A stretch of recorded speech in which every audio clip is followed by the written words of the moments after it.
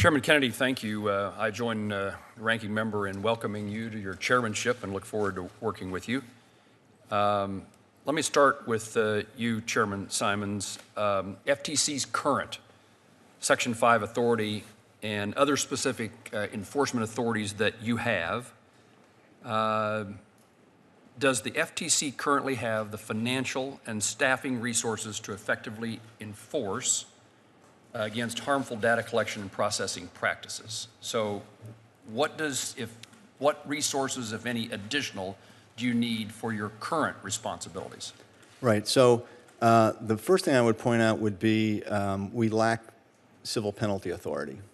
So we can go into court under 13B and try to get monetary relief, but usually with data security cases, it's very hard to prove a specific harm, that a specific breach resulted in a specific harm to any consumer. So the ability to get significant monetary relief is quite limited in our current authority. And our sense is that it would be much better if we had civil penalties, because that way we could create an effective deterrent and cause people to think more carefully about their data security practices and protect consumers' data.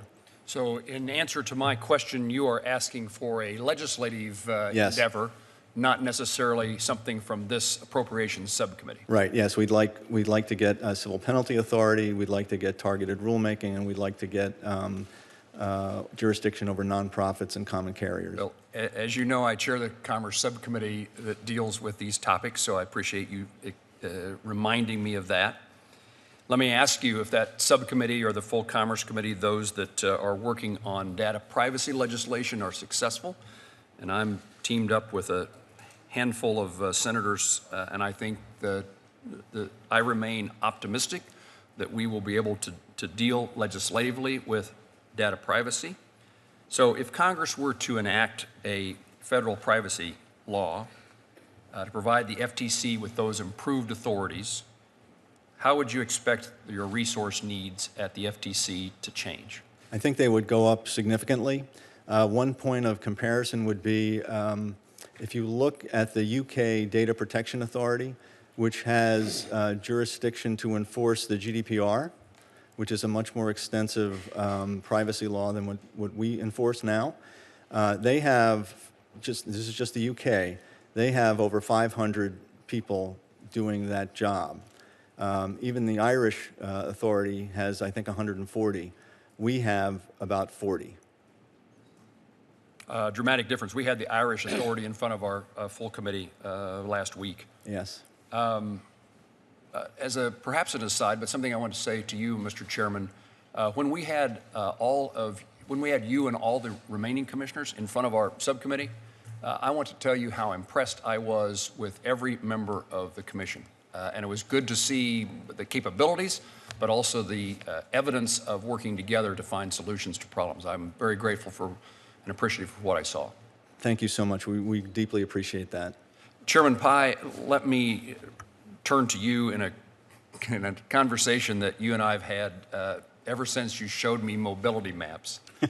I remain concerned with the effectiveness of the Form 477 data collection process. And that's important. We talk about the resources in this committee. We would talk about the FCC and the Universal Service Fund. It also matters over at USDA and rural development. And those dollars, I want to make certain that if we're going to spend the amount of money that you have to spend and that the Department of Agriculture has to spend, that it goes where it needs to go to provide broadband service for all Americans. I led a letter that you will receive from the Kansas congressional delegation regarding our concerns about the 477 data collection process. Do you have any suggestions how the FCC plans to improve the maps? I know that there's an effort afoot to determine whether carriers violated rules.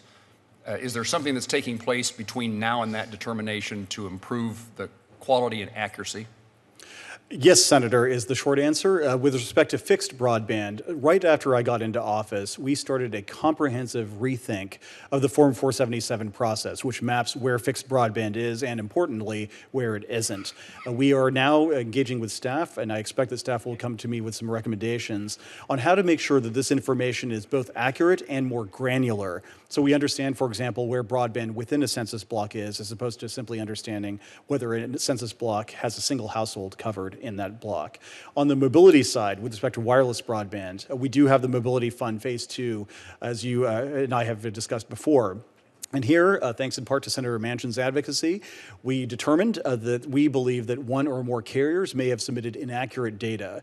I referred immediately that matter to the Enforcement Bureau for investigation. I anticipate that the staff will come back to me with some reports on that investigation at some point in the near future. And at that point, we will determine how to proceed with respect to the Mobility Fund program. But overall, I share 100% your concern, the concern of other members of the committee, that we need to have accurate mapping data in order to make sure that this scarce federal funding is being distributed to close the digital divide, not to overbuild or Part of the consolidate. FCC's conclusion as to how to improve the data has been to encourage an appeal process, and hundreds of folks across Kansas went out and attempted to do that, the Kansas Farm Bureau, others, in trying to determine whether or not the maps were accurate.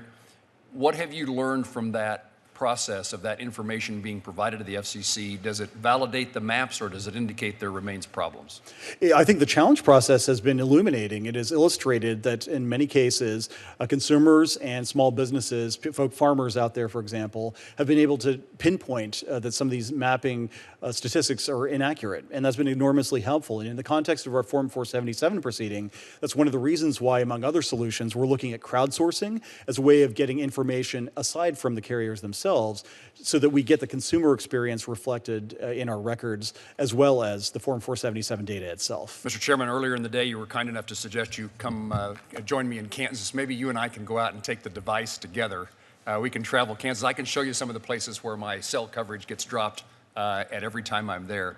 Be a great opportunity for us you and I to go experience the confirmation process to make improvements. Well, Senator, it's a great state. Some would say the greatest state. I would always be pleased to go back. I was very offended by the chairman's suggestion that you were proud of your alma mater. I thought you were proud of your state.